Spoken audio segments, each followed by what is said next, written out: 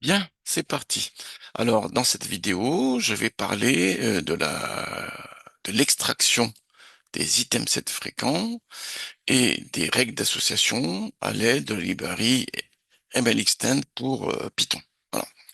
Alors, resituons un peu les choses pour que on ait une bonne visibilité. Les algorithmes d'extraction des règles d'association ont été très populaires pendant un bon bout de temps. Au début des années 2000, c'était la folie totale. Tout le monde voulait faire des règles d'association. Si on regarde un peu si on fait un peu dans l'historique des effets de mode dans notre domaine, il y en a quand même pas mal. Donc à l'époque, le data mining, c'était pas machine learning qui était le terme consacré à l'époque, c'était le data mining. On parlait à un moment des règles d'association. Alors aujourd'hui, c'est un peu tombé en désuétude, hein, même, enfin, je sais pas, mais bon, moi, en tous les cas, je l'enseigne dans mon cours de système de recommandation parce que il a une vraie valeur ajoutée. Alors, l'exemple que je donne systématiquement à mes étudiants, c'est que je vais sur Amazon, voilà, et je fais une recherche sur la passion en moi, quelque chose que j'adore, c'est les BD. J'adore les BD, surtout les BD des années 60-70, la BD belge, qu'on appelle communément la BD belge, hein, avec notamment Joseph Gillan et ses ouailles, hein, c'est-à-dire Franquin, Maurice, etc., etc. Voilà, très bien. Alors je dis, mais il y a un livre qui vous intéresse, voilà, et qu'est-ce qui se passe sur les marketplaces? On vous fait des recommandations. Voilà. Alors les algorithmes derrière sont de nature différente, hein, il y a différents algorithmes, mais parmi ces algorithmes-là, justement, il y a les règles d'association. Voilà, qui permettent de chercher des co-occurrences et qui permet de mettre en évidence des relations de cause à effet. Donc les co-occurrences, c'est plutôt les items set fréquents, c'est-à-dire j'achète en même temps dans mon panier là quand je fais mes courses, j'achète en même temps les bières et les chips, voilà, par exemple. Mais on essaie de voir également s'il y a une relation de cause à effet. Alors causalité, c'est un peu beaucoup hein, comme terme. Causalité, c'est plus complexe que ça. C'est pas uniquement numérique la causalité. Mais bon, l'idée c'est de dire que si on achète des bières, on va acheter forcément des chips. En revanche, voilà, avec une certaine probabilité, bien sûr, avec une certaine confiance. Hein. En revanche, si on achète des chips, on n'achète pas forcément des bières. Voilà. Donc, bière et chips vont ensemble souvent, mais quand on achète des bières, on va acheter des chips. En revanche, quand on achète des chips, on n'achète pas forcément des bières. Voilà, très bien. C'est la différence entre les items set fréquents et les règles d'association. Alors bon, sous R, il y a un package qui est très connu, c'est Arulz, voilà, et sous Python, j'ai un peu regardé pour mes enseignements, hein, et il y en a un notamment, c'est Extend, que je trouve pas mal. Alors, c'est un package que je connais bien parce que je l'ai déjà étudié il fut un temps, hein, vous avez vu, hein, en mars 2019. Ah mon Dieu, mars 2019, on est mars 2025. Donc c'était il y a un certain nombre d'années, voilà. Et à l'époque, j'avais beaucoup étudié parce que je trouvais que c'était une alternative très sympa pour l'analyse prédictive par rapport à scikit-learn. En fait, il étend les fonctionnalités de scikit-learn. C'est pas vraiment une alternative, c'est un complément très sympa hein, de scikit-learn. Voilà. Donc je montre ici, voilà, dans l'approche prédictive. Voilà. Bon, moi, ce qui m'intéresse ici, c'est de regarder plutôt la recherche des items set fréquents avec différents algorithmes, hein, a priori, qui est l'algorithme de référence, si vous voulez, mais il y en a d'autres. Il y en a d'autres qui proposent, c'est ici, hein, CFP Growth et FP Max. Voilà. Bien. Alors, une fois qu'on a vu les items set fréquents, on verra les règles d'association. Alors, pour étudier ça, pour étudier le comportement du package, voilà, on va s'appuyer sur une base qui est comme ceci. Alors, c'est un format typique des bases de transactions. Je l'ai ouvert là, il est ouvert dans notre fenêtre, donc je vais la ramener ici. Voilà, voilà. Bien. Alors, qu'est-ce qu'on a? On a ici des paniers, panier de la ménagère, comme on dit, de manière un peu, bon, très bien, et les produits associés. Donc, dans le panier numéro un, dans la transaction numéro un, si vous voulez, il n'y a qu'un seul produit. Dans la transaction numéro 2, il y a deux produits. Dans la transaction numéro 3, il y a un seul produit. Et par exemple, dans la transaction numéro 8, dans le panier numéro 8, il y a beaucoup de produits. Vous avez vu, hein? Voilà, un numéro 8, là, il y a un certain nombre de produits. Alors là, ce qui est intéressant, c'est que, ce qui est important de bien dire, c'est qu'on s'intéresse uniquement à la présence des produits. On ne s'intéresse pas à la quantité, qui peut être une information très importante également. Voilà. Mais ça, bon, c'est à voir plus tard, ça. Hein. On est d'accord là-dessus. C'est uniquement la présence du produit qui nous intéresse. On est d'accord là-dessus, hein. Voilà. Mais bon, en termes de recommandations, on pourrait aussi s'intéresser à la quantité. S'il a acheté 20 canettes de bière et une seule canette de bière, c'est pas la même chose, on est bien d'accord là-dessus. Voilà. Mais là, on est dans un autre cadre, là, qui n'est pas le cadre direct d'association. Là, on est vraiment sur des bases de transactions et c'est uniquement la présence du produit qu'on va étudier. J'en parle pourquoi? Parce qu'à un moment donné, on va faire une transformation de données. Voilà, ça c'est la base initiale, ça, hein. On va la transformer en un tableau, cette fois-ci individu variable. Les individus, ce sera les transactions et les variables, ce sera les produits. D'ailleurs, ce sera assez gros comme tableau, hein. Et à l'intérieur, on aura bien un tableau, des valeurs booléennes, présence-absence. Donc on ne comptabilise pas la fréquence. On est d'accord là-dessus, hein. Bien. Ça, c'est un préambule que je fais tout le temps dans mes enseignements parce que il faut absolument que l'étudiant comprenne exactement qu'est-ce qu'on est en train de manipuler, pourquoi on le manipule. On est dans les cours des systèmes de recommandation et ce qu'on essaie de savoir, c'est les co-occurrences de produits et voir s'il y a des relations de cause à effet. Et c'est uniquement la présence des produits qui nous intéresse. Donc, pareil également, l'absence de produits, on s'y intéresse pas. Déjà, on s'intéresse pas en quantité et on s'intéresse pas à l'absence. On ne peut pas sortir des règles du genre. S'il n'a pas acheté tel produit, alors il va acheter tel produit en compensation, par exemple. S'il n'a pas acheté des bières, alors il va acheter du vin. On ne s'intéresse pas à ce type de règles-là. D'accord, hein? C'est uniquement les co-occurrences basées sur la présence. Bon, une fois que c'est dit ça, une fois qu'on a vu les données, on peut commencer à travailler et j'ai préparé mon petit notebook qui est là. Donc je mettrai en ligne, hein.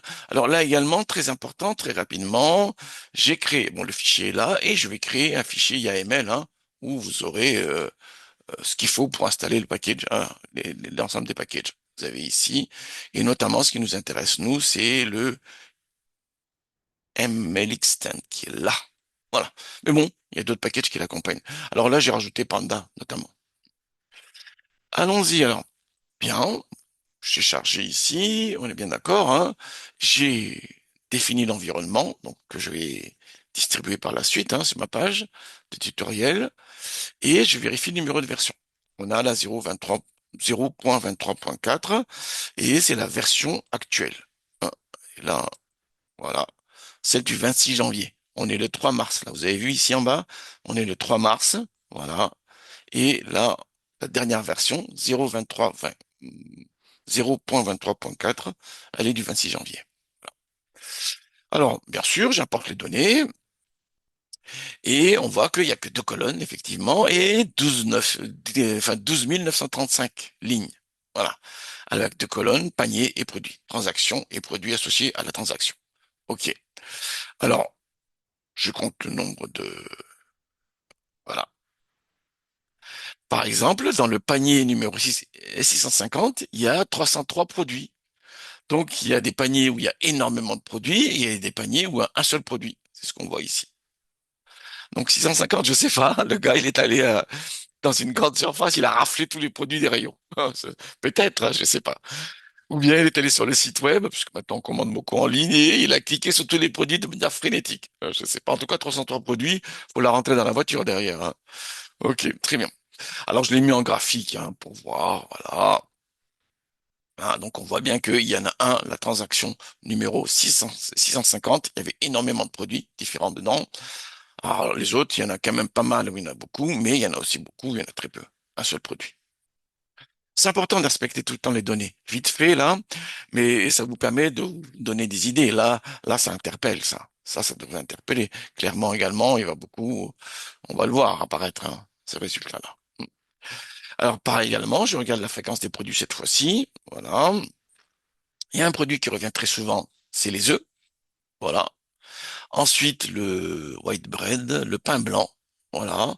Ensuite, le lait, voilà, et les chips, justement. Voilà. Très bien. Donc, on voit.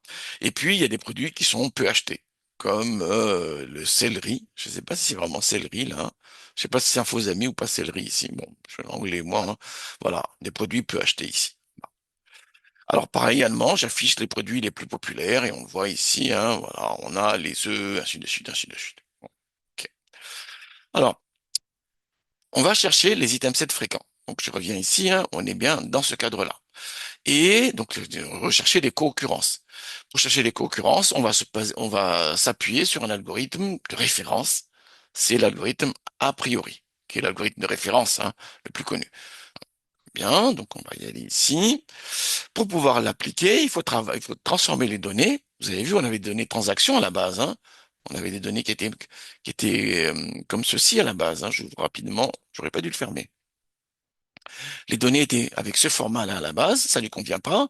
Il faut créer un tableau croisé dynamique, si vous voulez, où en ligne, on aura les paniers et en colonne, c'est les produits. Donc, il y aura beaucoup de produits, hein, voilà, et beaucoup de transactions également. Et à l'intérieur, c'est soit vrai, soit faux. L'occurrence du produit dans le panier. Donc, c'est ce qu'on doit faire ici. Donc, on va avoir un tableau assez monumental, hein. On va voir ici. Donc, c'est ce que je fais là, un tableau de booléen. Donc, j'ai le type en booléen, bien sûr, hein. Ça sert à rien d'avoir un type plus complexe, parce que on s'intéresse uniquement à la présence, hein. Voilà. Et les dimensions, du coup, est cohérent, c'est 1360 transactions et 303 produits. C'est ce qu'on avait ici. Les produits, il y en avait 103 et les transactions, il y en avait 1360. Voilà. OK, une fois que c'est bon, ça, bien, j'affiche quelques valeurs et on a bien un tableau de booléen. L'idée, donc, c'est de trouver des co-occurrences, tout simplement, dans ce tableau de booléen. Alors bon, moi-même, j'ai beaucoup programmé dans Tanagra, j'ai fait plein de versions, hein, de ces algorithmes-là. À un moment donné, il y avait un enjeu fort là-dessus. Bon, après, j'ai programmé, mais quand j'ai vu l'algorithme notamment de Borgel, ça m'a calmé, hein. C'est la seule librairie externe que j'ai intégrée dans Tanagra parce que je j'avais pas du tout les mêmes niveaux. J'ai réussi à programmer. Ça tenait plus ou moins la route ce que je faisais, mais quand je vois les performances de l'algo de Borgel à l'époque, je laissais tomber. J'ai pris sa DLL et je l'ai intégré dans Tanagra. C'est la seule, hein. C'est la seule librairie externe que j'ai intégrée dans Tanagra. Tout le reste, j'avais programmé moi-même. Bon, alors, je vérifie, hein, les valeurs pour les paniers, pour les transactions. On a les mêmes valeurs qu'au-dessus, hein, ça. Donc, j'ai transformé la représentation des données, je l'ai amené en tableau de booléen, mais si je fais les mêmes calculs sur ce tableau de booléen, je vais trouver les mêmes résultats qu'au-dessus avec value count. Voilà. Et c'est le cas ici. Ça, c'est un réflexe qu'il faut avoir. C'est-à-dire que on fait des transformations, très bien. Ces transformations sont censées ne pas altérer les données, mais vérifions si on retrouve bien les mêmes valeurs. Sinon, les mêmes ratios, les mêmes calculs, les mêmes sommes. Sinon, il y a un problème. Voilà. Donc là, pour le coup, c'est rassurant. Et pareil également, si je fais la somme par colonne, j'ai bien les produits. Et quand je trie, on a bien les œufs, le pain blanc, le lait, ainsi de suite. OK. Pour notre librairie, du coup, il faut bien présenter les données sur ce format-là. Sinon, il fonctionne pas. Donc, on a besoin de ça. Alors, il a ses propres outils. Si vous regardez, hein, il montre ici, il a ses propres outils également. Voilà, en transaction encodeur ici. Mais en définitive, in fine, on a bien ce tableau-là. Et c'est à partir de ce tableau-là qu'on va travailler. Donc, moi, je l'ai fait avec Panda, mais on peut le faire avec d'autres outils. On est d'accord là-dessus? En définitive, hein, ce qu'il faut absolument, ce qui est important pour lui, c'est qu'on lui présente bien ce tableau-là avant de lancer l'algo. Alors, du coup, voilà, j'importe l'outil a priori, la classe de calcul, si vous voulez, la procédure de calcul. Je lui passe le tableau de booléen en paramètres et je fixe le support minimum. Alors, je ne vais pas refaire le cours, hein. Le cours, il est là. Le cours, il est là, hein. Bon, lisez le cours, tout simplement. Il est là, hein. Puis il est pas, il y a 28 pages, hein, 28 slides. Donc ça, c'est gérable, hein. Voilà. Mais ça permet de limiter la prolifération tout simplement des solutions. Si on cherche des co-occurrences d'items, hein, les produits c'est les items. Si on cherche des co-occurrences d'items, voilà, et qu'il y en a 303, donc on a seul déjà il y en a 303 potentiellement. Ensuite donc la combinaison de 2 parmi 303, la combinaison de 3 parmi 303, ainsi de suite jusqu'à 4. J'ai fixé à 4 là, hein. Voilà, mais c'est monumental, monumental. Donc non, non. Il faut un autre élément limitatif, et justement, c'est le support minimum. Donc les items 7 fréquents, c'est les items 7, voilà. Donc c'est un ensemble d'items, un ensemble de produits, hein, qui ont un support supérieur ou égal à ce minimum de support. Ce qui réduit la prolifération des items 7, tout simplement. Voilà. Regardez le cours encore une fois, hein. Là, il y a un deuxième élément, c'est que je veux uniquement les items 7 de cardinal 4. C'est-à-dire que les items 7 où il y a 4 items à l'intérieur maximum. 4 produits à l'intérieur au maximum. Voilà. Et le résultat, en fait, c'est un data frame. OK, j'affiche les infos et en fait, bon, ici, il y en a 603 items 7 fréquents, hein, qui ont été générés. Et en fait, il y a deux colonnes dans notre data frame qu'il a généré. Un, le support de l'item 7 et la description de l'item 7 lui-même. Donc j'affiche, voilà. Et voilà. Donc 100 watts light bulb là, il est apparu dans 3% des transactions, 2% 1000 qui est apparu dans 10%, 11% presque des transactions, ainsi de suite, ainsi de suite. Voilà. Alors là, il met que les systèmes 7 de cardinal 1, mais il y a bien sûr les cardinal 2, ainsi de suite. C'est ce qu'on va voir juste après. Alors, déjà, qu'est-ce qu'il y a dans item 7? Là, cette colonne-là. C'est quoi? C'est un tuple? C'est quoi exactement? C'est une chaîne de caractères? On ne sait pas ça. Donc, je suis allé voir le type de la colonne. Le type de la colonne, déjà, c'est une série. OK? Une série panda. Très bien. Ensuite, je me suis connecté sur la première valeur qu'elle a et j'ai regardé son type. Et en fait, c'est un frozen set. Donc, c'est un set, en fait, mais qui n'est pas modifiable. Immutable, si vous voulez. Très bien. Voilà. Et le type associé, c'est bien fait. Bon, on le voyait ici, en fait. On le voit. Pas besoin de faire ça, on le voyait ici, hein. Et ici, ben, c'est un set. Donc, c'est un ensemble, un type ensemble Python, hein, où il n'y a qu'un seul élément. OK. Très bien. Alors, si je veux avoir le cardinal, il suffit d'utiliser la fonction len. On voit bien, hein, là, il n'y avait qu'un seul élément, et on voit bien, le len est égal à 1. Donc, je vais pouvoir lister les items set fréquents et regarder ceux où il y a un item set de cardinal à 1, les items set de cardinal égal à 2, ainsi de suite, ainsi de suite. Voilà. Alors, c'est ce que je fais ici. Donc, j'apply sur l'item set, hein, la colonne item set du data frame. Voilà, là, ici, une fonction lambda qui renvoie le nombre d'éléments, le cardinal, en fait, des items 7. Et je comptabilise. Et il me dit que les items 7 de cardinal égale à 2, il y en a 300. Les items 7 de cardinal à 1, il y a 206, ainsi de suite, ainsi de suite. Voilà. Donc ça vous donne une idée, et c'est très important. C'est très important. Alors, si je veux avoir les items 7 de cardinal égale à 3, hein, il y en a 94, hein, voilà, je les affiche, et on les voit apparaître là. Hmm. On voit bien, hein.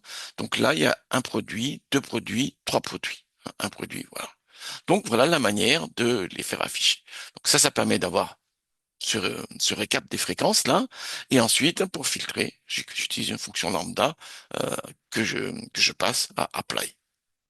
C'est puissant, hein. J'avoue que moi, je m'extasie toujours devant les fonctionnalités de Panda. C'est vrai qu'il y a des outils performants. J'en ai fait des vidéos, Polars, voilà. Puis il y a aussi DataTable, hein. Mais bon, euh, Panda que j'ai beaucoup utilisé maintenant, voilà, près d'une dizaine d'années, ben, je trouve quand même qu'il y a des choses intéressantes. Son seul problème, c'est qu'il n'est pas très performant en termes de rapidité de calcul. Là, pour le coup, Polars, notamment, est plus intéressant. Alors, si je veux avoir les items 7 où le terme pain blanc apparaît, voilà, je le fais comme ceci, avec école, voilà, donc qui apparaît, enfin, qui est égal, hein, uniquement à celui-là. Voilà. Il n'y en a qu'un seul, ben, parce que je veux absolument avoir que celui-là. Et on le voit ici, white bread, avec un support de 11,9%. Si je veux avoir les items 7 où il apparaît, incluant white bread, mais possiblement d'autres produits, hein, voilà, cette fois-ci, c'est JE que j'utilise. Hein. Là, c'est equal pour avoir que white bread, et là, JE pour dire, je veux avoir les items 7 incluant white bread. Et voilà, il y a un certain nombre, il y en a 103 en tout. 103 en tout. Il y a lui-même tout seul déjà, mais il y a aussi sa concurrence avec Pourcent Milk, sa concurrence avec Fat Free Hamburger, mon Dieu, avec des pommes, avec de l'aspirine, du pain blanc avec de l'aspirine. Je ne sais pas si c'est aspirine vraiment là. Voilà, ainsi de suite. Alors, et on voit bien qu'il y en a 103. D'accord là-dessus, hein. Donc, nous avons la possibilité de filtrer les items 7 pour avoir ceux qui correspondent aux produits qui nous intéressent. C'est ça l'idée, hein. C'est ça l'idée. C'est ça l'idée de l'affaire. Comme eux, on peut également filtrer selon le cardinal. C'est ce qu'on a fait au-dessus. Alors, si je veux avoir des combinaisons, là, c'est les items 7 incluant white bread et eggs. Voilà. White bread et eggs, et avec possiblement d'autres produits, hein. GE que j'utilise. Voilà. Et bien sûr, là, les produits ne sont pas ordonnés dans le panier, hein. Donc, j'ai mis white bread et eggs d'abord. Si je mets eggs et white bread, j'ai exactement les mêmes résultats. Exactement les mêmes résultats. Je vous invite à regarder, hein. Mais là, j'affiche pour white bread et eggs. Voilà. Et si je fais eggs et white bread, j'ai exactement les mêmes, hein. Parce que peu importe l'ordre des produits, peu importe l'ordre des produits. On est bien d'accord là-dessus. Ça, c'était la première étape. La deuxième étape, maintenant, c'est de regarder les règles d'association, de déduire les règles d'association sur la base des systèmes 7 fréquents. Rappelez-vous, l'algo, il est en deux parties. J'en parle dans le cours ici. D'abord, on recherche les items 7 fréquents, cette partie-là. Et une fois qu'on a trouvé les items 7 fréquents, on va déduire des règles. Alors, c'est la deuxième partie qui est là, où j'extrais les règles à partir des items 7 fréquents. Donc, j'importe le module de calcul cette fois-ci. En paramètre, il y a le data frame qui contient les items 7 fréquents. Et la métrique que je vais utiliser, c'est la confiance, qui est la métrique classique. Et je vais faire un filtre sur la confiance en utilisant ce seuil-là. On est bien d'accord, hein? Il y a bien un apprentissage en deux temps. On cherche d'abord les items 7 fréquents, en tout cas dans son acception classique, voilà, d'extraction des règles d'association. Et ensuite, on a la construction des règles. C'est un treillis, il faut sabrer le treillis. C'est ça l'idée. Alors, allons-y, De nouveau, les résultats, en fait, c'est un data frame. On a vu, Voilà. J'affiche les infos. On a 50 règles. Voilà. On a les descriptions des antécédents conséquents. On a les supports d'antécédents et co-supports conséquents. On a support, confiance, lift, ainsi de suite. Et il y a plein de mesures. Ouh là là, les mesures. Ça également, j'ai donné mesure d'évaluation des règles.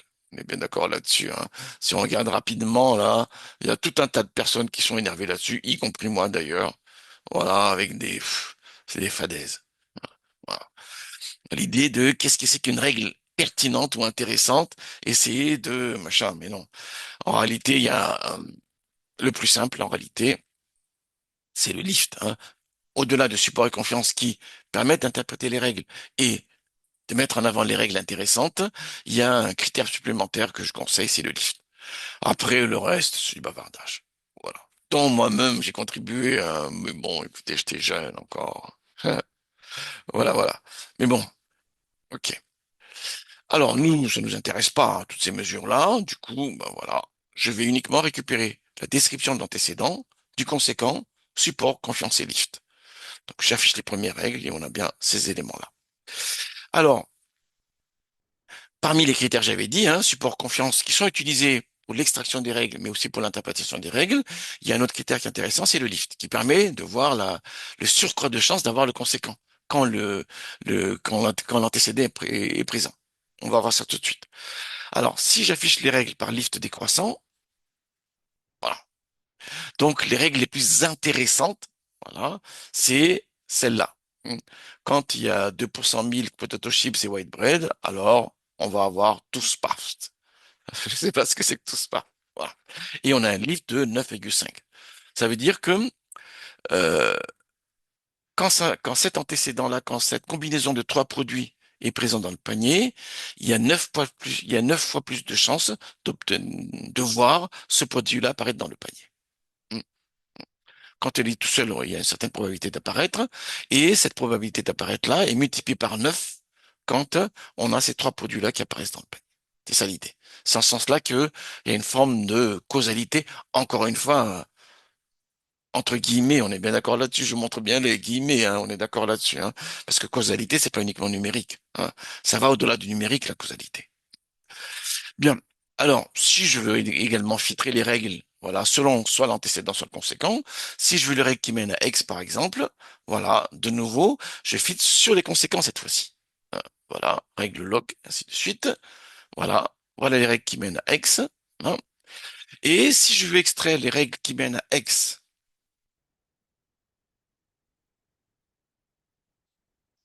et qui contiennent le 2% milk dans l'antécédent, voilà, je l'écris comme ceci, qui contient au moins 2% milk dans l'antécédent, voilà, qui est inclus au moins, voilà, très bien, boum, et voilà. Donc, on a dans le conséquent tout le temps X, comme au-dessus, et cette fois-ci, on a filtré et on a uniquement les antécédents qui incluent le 2% milk, avec possiblement d'autres produits. Donc, on le voit ici, ainsi de suite, ainsi de suite. C'est ça l'intérêt. C'est que quand vous travaillez sur sur les extractions des règles d'association, possiblement, on peut avoir énormément, potentiellement, on peut avoir énormément de règles. Voilà, ce qui arrive dans tous les sens. Donc, L'idée, c'est de les filtrer. Voilà, on peut filtrer selon les produits qui nous intéressent, déjà, ce qui est intéressant. Moi, par exemple, je serais filtré, mais qu'est-ce qui mène à Gilles Jourdan ou qu'est-ce qui est acheté avec Gilles Jourdan, voilà, par exemple. Très bien. Et l'autre élément également, c'est d'essayer de mettre en évidence en utilisant des critères numériques. Et j'avais dit encore une fois, hein, il y a beaucoup de critères numériques, tout le monde s'est énervé là-dessus. Dans un premier temps, au moins, simplement, parce qu'on a une lecture relativement simple du critère, on peut utiliser le list, hein, qui vous dit il y a combien de fois un ratio, en fait, la probabilité d'avoir le conséquent tout seul et la probabilité d'avoir le conséquent quand l'antécédent est présent. Alors, pour les items 7 fréquents, il y a d'autres algos. Hmm. Ça, je l'ai lu dans la documentation qu'elle a, et notamment, il y a d'autres algos comme FPGrowth, qui est là. Hmm. Voilà, on regarde ici. En fait, ce qu'il faut retenir, c'est qu'il est plus performant, tout simplement sur des grandes bases. C'est ce que j'ai lu ici, surtout quand le nombre d'items, le nombre de produits est très élevé, hein. Quand le nombre de produits est très élevé, le nombre de produits distincts, hein, est très élevé, voilà, bah, il vaut mieux utiliser FPGrowth. Voilà ce que dit la documentation. Bon, très bien. Moi, ce que je veux surtout, c'est de voir comment il marche et est-ce qu'on a les mêmes résultats sur a priori si on met les mêmes paramètres. C'est ça déjà que je veux voir. Mais bon, c'est ce que dit la doc. Ce que dit la doc, c'est que en fait, il est plus intéressant quand vous avez énormément de produits, hein, voilà, sur des grandes bases. Ok, très bien. Allons-y alors. Bah, voilà, donc j'importe le module, je mets le même paramétrage qu'a priori, et on a bien les mêmes règles, les mêmes items 7 fréquents. Il y en a bien 603, hein. Vous pouvez vérifier, hein. Bon, j'ai vérifié. Voilà, et on a ici la liste, bien sûr. Très bien. Voilà. Et si on veut avoir uniquement WhiteBreadX, de nouveau comme tout à l'heure, on peut filtrer, voilà, hein, qui inclut WhiteBreadX, ainsi de suite. Voilà. Mais l'idée, tout simplement, c'est que on a la même chose qu'a priori, mais c'est un algo différent. Et un algo que la documentation dit plus efficace quand on a des grandes bases. Alors, il y a un autre aussi élément qui m'a paru intéressant, c'est les items set fréquents maximales. Alors, les items set fréquents maximaux, plutôt, hein, c'est les items set, voilà, dont les supersets ne sont pas fréquents. Les items 7 fréquents dont les supersets ne sont pas fréquents, hein. Alors ça, c'est décrit dans le livre, hein. Je vais pas, dans le cours, hein, je vais pas m'attarder là-dessus, hein. Vous avez ici les différentes CV. L'idée, c'est de réduire tout simplement la génération des règles par la suite. Hmm. Je prends un exemple très simple, hein. C'est que si j'achète euh, des bières, alors j'achète des chips, c'est une première règle. Et une deuxième règle, c'est si j'achète des bières, alors j'achète des chips et des cacahuètes. Et finalement, la deuxième suffit. Parce que s'il achète des bières, je sais qu'il va acheter des chips et des cacahuètes. Donc, il va acheter des chips de toute manière. Voilà. La première règle, s'il achète bière, alors il achète des chips, ben, elle est redondante par rapport à ça.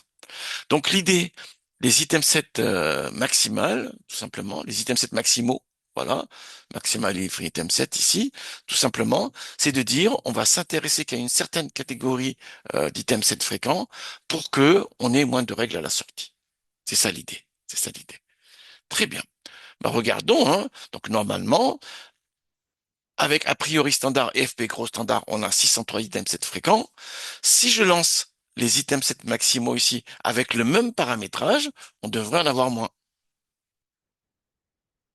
Et effectivement, au lieu de 603, on a 462. Voilà. J'affiche les premiers. Et bon, très bien ici, hein. Voilà. Donc, ce qui est intéressant, cette fois-ci, c'est que je vais essayer de voir, hein, les items 7 qui incluent Whitebread et X. Voilà. Et là, on voit que White Break et X tout seuls n'en font pas partie. Alors que tout à l'heure, regardez bien, hein, j'avais fait le même filtrage. Le même filtrage, et je vois que White Break et X, là, il apparaît, et il est fréquent. Mais il y a des supersets de cet item set-là qui sont fréquents également. C'est tous les autres qui intègrent White Break et X. Voilà. Avec les items set maximaux, qu'est-ce qui se passe? On récupère uniquement les items set fréquents dont les supersets ne sont pas fréquents. Or ici, ben non. On voit bien qu'il y a des supersets de cet item set-là qui sont fréquents. Celui-là, par exemple. Du coup, avec l'algo standard, il apparaissait. Et quand je m'intéresse maintenant aux items set maximaux, il n'apparaît plus. On est vraiment sur la définition qu'on voit dans le cours. Voilà, très bien. Bon, voilà, ça vous permet de voir à peu près ce que c'est que les items cette fréquence, ce que c'est que les règles d'association, et surtout, comment on les met en œuvre, comment on met en œuvre l'algorithme avec le librairie ML Extent, qui est vraiment pas mal, hein, qui va au-delà, hein, d'extraction des règles d'association et des items 7. Voilà. Mais bon, ça, j'avais dit encore une fois, hein, j'avais fait une documentation là-dessus, un tuto là-dessus il y a quelques années déjà. Il y a une vingtaine de pages, hein, voilà, dans les chapitres ici. Ça vous permet de voir. Ce qui m'intéressait, moi, c'est la règle d'association, parce que justement, je l'ai inclus dans mes TD à partir de cette année. Et je me suis rendu compte que le tuto n'était pas, enfin, il manquait des choses dans le tuto, surtout que le package avait évolué. Du coup, je me suis dit, il faut que je refasse la vidéo comme ça. Au prochain TD, les éléments ont les bonnes références. Allez, bah, excellent travail à tous.